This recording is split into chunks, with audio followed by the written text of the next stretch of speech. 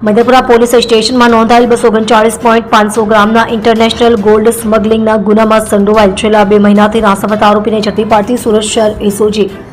એસઓજીના PI AP Chaudhary નાઓને મળેલ બાતમી હકીકતના આધારે 16/9/2025ના રોજ સુરત રેલવે સ્ટેશન સામે રૂપા રેસ્ટોરન્ટની સામે જાહેર રોડ ઉપરથી આ કામે પકડાયેલ આરોપી ભાવિકભાઈ પ્રવીણભાઈ કાતરિયા નાઓને ઝડપી પાડી ટ્રોલી બેગની અંદર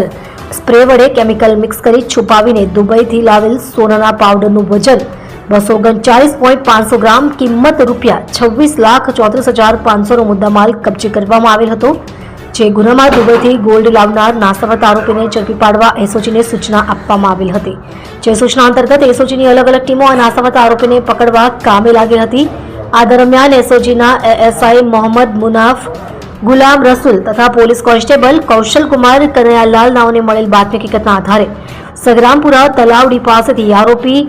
ઇકરામુલ હક ઉર્ફે અકરમ ઇસ્માઇલ પટેલ ઉંમર વર્ષ 29 ધંધો રિક્ષા ડ્રાઈવર રહે વડિયા ખડકી મછાસરા ગામ તાલુકો આમોદ ભરૂચવાળાને ઝડપી પાડવામાં એસઓજીને સફળતા મળે છે।